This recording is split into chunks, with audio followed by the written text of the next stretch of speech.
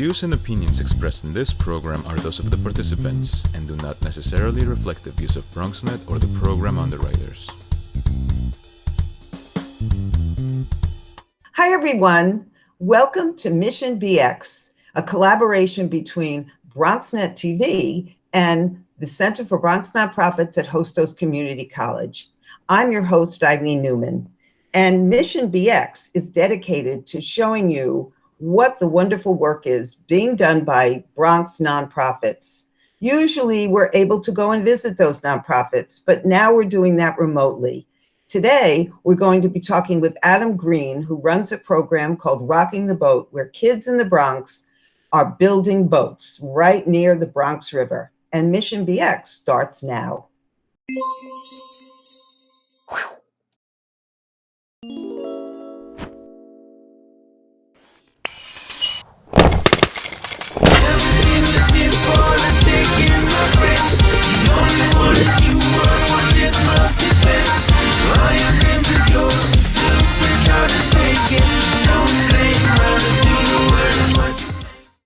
So as I said, I'm here with Adam Green, the Executive Director of Rocking the Boat. And although it's great to see Adam, I have to say I'm a little sad because usually when I see Adam, we sit in what I call the backyard where the river is, and students working at Rocking the Boat are out on boats, teaching other students. It's a truly magical experience. So I'm really looking forward to being able to do that again. But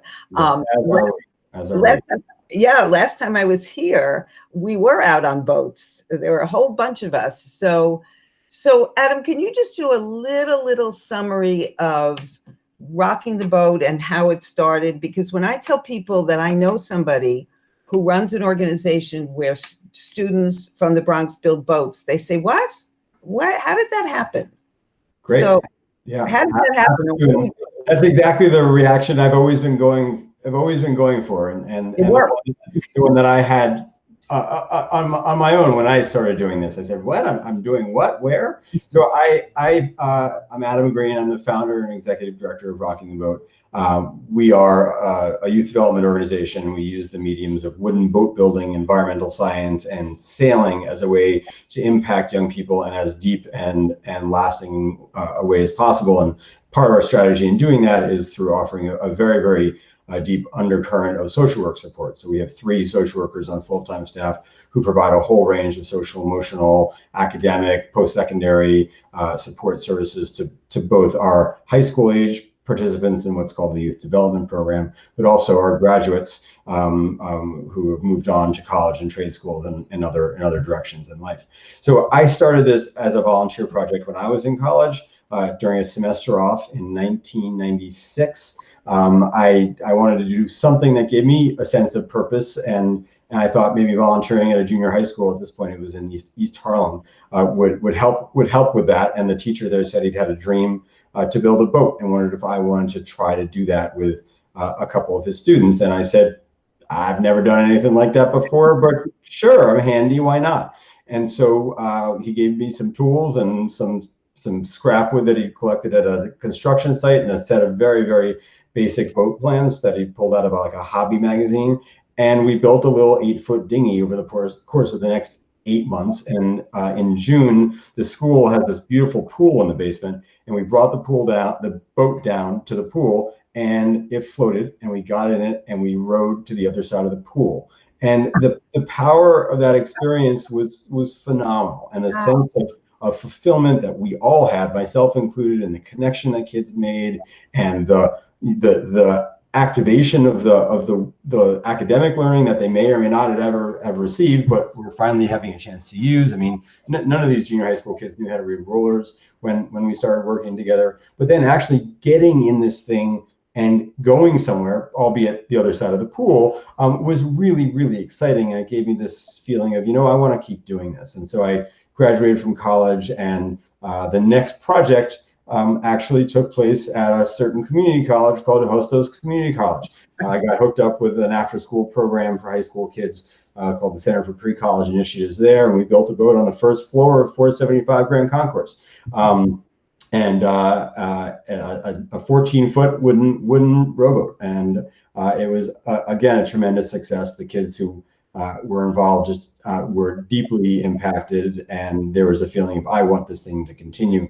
And so over the years, it's grown and grown, and now we serve about 200 kids in a very, very intensive long-term engagement capacity, like I was talking about earlier. But then we have a much broader reach of public programs that serve another probably about 3,500 people a year through programs we do with schools and summer camp programs and free community rowing and birding and sailing programs on Saturdays throughout the summer. And we hire our graduates to then come back and work for us. So of our 20-person full-time staff, 8 of them are former students, and then we have about 15 to 20 what we call program assistants, all of whom are graduates of ours on part-time staff supporting our programs. All of whom continue to receive services from Rocking the Boat. And now I think we've got boats number like 54 and 55 in the shop right now. And we own this building in Hunts Point, right on the banks of the Bronx River, adjacent to Hunts Point Riverside Park, which you referenced earlier. And so we have this amazing situation where we've got a building and a big boat yard and a beautiful little park and this amazingly gorgeous river in a place. Hunts Point is not a place that most people associate with beauty, unfortunately, and it's a place people associate with the world's largest food distribution market, with 15,000 trucks traveling in and out every day, with and the worst air quality, with a floating prison, with a sewage treatment plant, with all the other vice that we hear about. Yeah, and in fact, here we are building these beautiful traditional wooden boats and using them on this absolutely gorgeous body of water where herons and egrets and cormorants are flying, and we're growing salt marsh grasses, and we're monitoring water quality, and and giving kids this experience that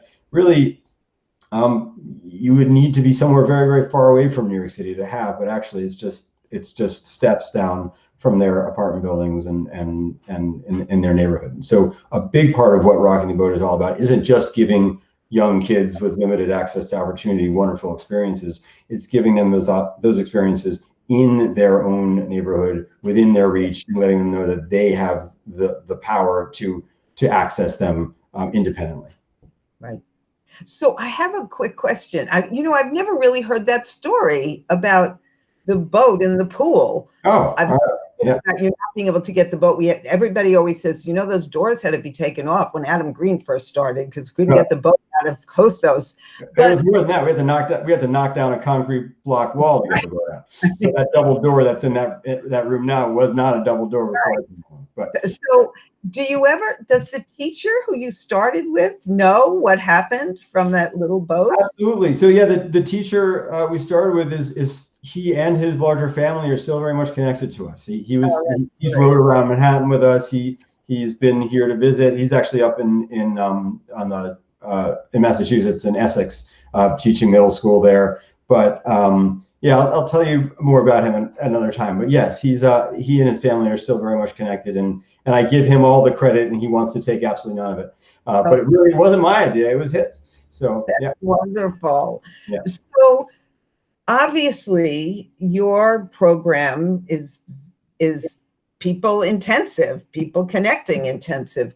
What happened in March? Yeah. So when schools closed on, I think, March 16th, whenever that was, we decided to suspend in-person programs, consistent with that, and which was an amazingly upsetting and challenging decision to make, like everyone in our field, but clearly the right one. And it took us 2 weeks to figure it out. But on March 30th, we launched VRTB, Virtual Rocking the Boat. And so our boat building, environmental science, and sailing programs, which in regularly meet twice a week with the different cohorts of students we have, all shifted to a virtual video conference platform, and have continued on through the semester. They're now only an hour long, but every boat building student gets a 2-hour-long sessions a week with his or her program director and other students, and then one social work group program a week. And our social workers are doing a huge amount of work reaching out individually to every kid in our current student body, which is about 83 kids, as well as our alumni. So the VRTB programs have overall been successful. You know, it's been a huge stretch. I mean, everything we do, as you said, is about making real things in person together. And we've had to convert that to all sorts of creative stuff that we can do through a screen. So that some of that's been physical. We've delivered flower pots and marigold seeds to all of our environmental students, and so they're all growing marigolds in their apartments. And we've delivered little boat models to the boat building students, and they've built these boat models over the course of a couple sessions. And the sailors all got little whiteboards and are able to do and line so that they can do knot tying and whiteboards, so they can map out their different sort of sailing strategies based on different wind and water conditions and so forth. And the programs have continued. The attendance, obviously, it's not as strong as it would be in regular times, but we're still over 50% participation, which considering, I think is pretty great. And then the social work has been, of course, the most critical. And I mean, last week, for example, my social workers had conversations with 110 different individual kids, both current students and alumni, you know, dealing with everything from how to structure your time and create routines and not get totally lost in, you know, in this situation, creating boundaries and giving yourself personal space when you're stuck at home with your family. More extreme issues of depression and anxiety, obviously more kind of concrete case management issues around making sure that you filed your taxes so that you can get your stimulus check. Of course, if you haven't filed your taxes, you're not going to get that check. You know, not to mention getting outside psychotherapy resources or identifying food. You know, basically anything that we can possibly do to support kids and their families, we're doing. And you know, it's a good stopgap that's getting us through the spring and giving us a chance to continue to run our programs more or less in the sort of medium focus, boat building, environmental science, sailing focus that we have always done, and providing the social work support. I think the future is a much bigger question. And I think when we have to take a quick break. But that's exactly what I want to talk to you about next, is the future and what happens after the summer, after the spring. So let's take a break and then come back and we'll talk about that. Sounds good. Okay.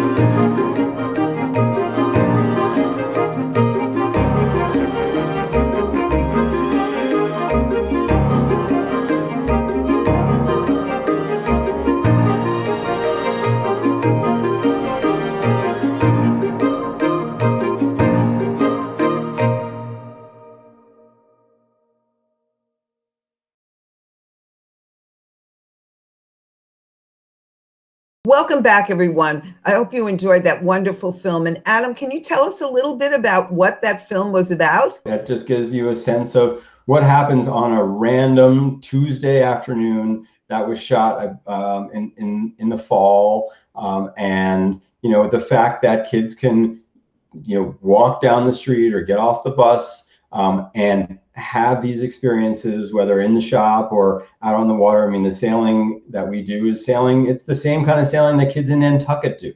You know, we're offering these experiences to young people in their own neighborhood that they would never imagine possible. And, you know, one of the big questions we get from the sailing community is, well, what do these kids think? That, you know, we're working with a predominantly Black and Latino population. You're introducing them to this elite white sport of sailing. You know, what do they think about that? And the answer is, they've never heard of sailing. They have no idea that it's an elite white sport. It's like curling. It's totally random. Yeah. So squash. There's another organization in the Bronx doing squash with kids. Sure. Same Sure. thing. There's no association at all. So, you know, that work becomes when we start introducing them to the larger sailing community, and they realize, oh, not everyone who sails looks like me. Then point. Right. Then there's certainly a conversation to have. But I think so much of the power of our work is how out of the ordinary it is, and that there's, you know, we have pretty even split of guys and girls in our programs. In part, and people go, wow, why? I'm surprised there's so many girls in the boat building program. Well, it's just such a totally arbitrary thing to be doing. I don't think anyone is associating it with a gender. And you know, and most of the kids who join the program join it because their friend was in it, and so forth. So, you know, it's wonderful to see that video, and it certainly makes my heart ache a little bit because I so wish we could be doing that right now. So what do you think is going to happen? I mean, you know, there are all the questions of, is school going to come back? Now the thing that I find disturbing is that the conversation is about, how will school come back in the fall? So it's almost like we leapfrogged right through the summer. We are right now, all of our strategic contingency planning thinking is focused on summer. Summer for us is the most active time of the year. We run typically over the summer, we run programs for about 150 kids a day. They're building boats, they're sailing, they're doing environmental science. We have summer camps. Then we have our community rowing and sailing and birding programs on Saturdays. And this place is humming with activity, and it's so much fun. And it's incredibly important activity. It's giving kids who live in very, very dense urban environments an opportunity to get outside and you know, explore, not just explore their community from an intellectual perspective, but experience and that's incredibly important, essential stuff for kids to be doing. And so, you know, I'm looking into a summer where there is a very real possibility that we may not be able to run in-person programs. And that doesn't just concern me about, well, what is Rocking the Boat going to do? That concerns me about what's New York City going to do. I mean, right now I'm looking at a petition that's being circulated by the Campaign for Children, Campaign for Summer Jobs, and the Neighborhood Family Services Roundtable called Save Our Summer NYC, sign on. And they're saying that 175,000 New Yorkers below the age of 24 will have, as the current budget shows, little to no support or structured activity this summer. Right. And that, to me, is a recipe for disaster. You know, I think and I get the health concern, absolutely. Right. But I kind of go to this, what do we need to do, whether it's, you know, everyone is wearing PPE, we're washing our equipment, you know, every time someone touches it. Obviously, testing and contact tracing and all that stuff would be great if we had the capacity to do that. But, you know, if we don't somehow, and Governor Cuomo said it in his address last weekend, if we don't somehow provide structured activity to these 175,000 kids, what are they going to do? Right. And what they're going to do is probably go outside, congregate, spread disease, and a whole lot worse. because these are kids, and these are not the kids with parents with country houses in the Hamptons. These are the kids who are entirely dependent upon the services that the city provides because their families don't have alternatives. And so, that scares me to no extent. We're going to see a little bit of that this weekend when it gets to be 70-something degrees. Right. Because the other night when it was, I think it was Wednesday, Thursday, I can't remember which night, but today's Thursday, so it had to be Tuesday or Wednesday. When the temperature went up, I came home, and at a certain point I crossed the street because there were so many kids on the other side of the street that I just thought, I'm wearing my mask, my gloves, I should, and they weren't doing anything wrong, but they were just there. So, but that's, here we are 6 weeks in the crappy weather of April. Imagine this in 2 months in 85-degree weather, and you're stuck in an apartment with 12 people, and it's I don't see it as a tenable solution. That said, one of our board members is, by coincidence, an epidemiologist. I had a conversation with her 2 nights ago, and she said, I know this isn't what you want to hear, but I don't see the infrastructure that needs to be in place to prevent mass spread of this disease being in place by summer. So I don't see how. I asked her, Jen, what do you think? Can we run in-person programming this summer? She said, I don't think so. So that's a really, really frightening perspective, and I think it's a very realistic perspective. It's real, yeah. But it kind of goes back to our government to go, the fallout of not providing activities for kids over the summer is going to be so. Forget about the economic fallout in terms of if your kids are home, then how do you go to work and all that. But the collateral damage is going to be massive. I know. And that worries me very, very greatly. As for what does it mean for rocking the boat, obviously, if we can run any degree of in-person programming, we will. And we're well set up to do it. We are outdoors. We can maintain all kinds of distance. We can even expand to multiple locations. We can go to other parks if we needed to. We can reduce the number of students working at any given time. We can stagger programs so kids come in the morning and in the afternoon and on Mondays and on Wednesdays, whatever. We can get as creative as we need to if we can get creative at all. But if we can't run in-person programming, really, I think the thinking we're doing is, well, our mission is to support our clients in whatever way we can. And if they are stuck at home and can't, or are told by the government, appropriately that they can't leave, then we need to meet them where they are and figure out how to continue supporting them in any way we can. And that may or may not have anything to do with boat building, environmental science, and sailing. It will definitely have to do with continuing our social work support on a social emotional level. But it could involve more. One of my graduates, for example, is a personal trainer. Maybe we hire him and he runs daily fitness classes via video conference for our kids, or we get someone to do yoga and meditation and anxiety reduction kinds of programming. And we don't abandon our mediums, because I think yesterday, watching the recording of our sailing VRTV program, the kids were all like messing around with each other using sailing terminology. So it's a language for them, and this wacky stuff we do is there's a connection through the mediums that we don't want to lose for the summer. So integrating some of that into it, but also not expecting, really at the end of the day, I don't care whether the kid can tie a knot this summer or not. I'd much rather teach them sailing when we can actually get out on the water and sail a real boat than play a sailing-based video game. So I'm kind of shifting my attention to what are appropriate ways of impacting young people in this extremely restrictive situation that we're in. So I think, sadly, we have to end with that question because we've run out of time. But I as you were saying that, I thought, I think if it's if I'm still doing this in this way, or if we can get out there, we're going to come and see what you're doing or come back.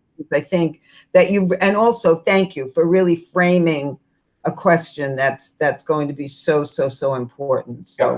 So thank you for doing this, and we're going to look towards the good things that can happen, and hopefully you'll be able to get them outside to do something.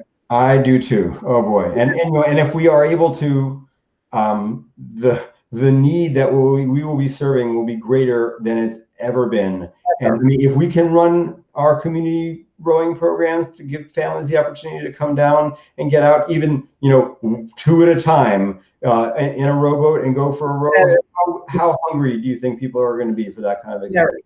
Very. And so maybe the last thing I'll say is, and the other balancing act that we're trying to perform here is we want to be in a position that when all of this horror has passed, the need again for our services is going to be massive. This community is getting devastated by the situation on every level, and we want to be in a position financially and on a personnel basis to be able to go back into action in as hard hitting a way as possible. And so that's all of those things are part of the balancing and juggling act that we're trying to perform. Adam, thank you for that. Thank you for everything that you do, and thanks for giving us the time. Thanks for paying attention. I appreciate it. Unfortunately, that's all we have time for today. We could have talked for quite a bit longer, but if you missed a part of the show or you'd like to see it again or tell your friends about it, just go to BronxNet.tv and click on Mission BX, and you'll be able to see it again. And don't forget to join us for another visit to one of the wonderful nonprofits here in the Bronx.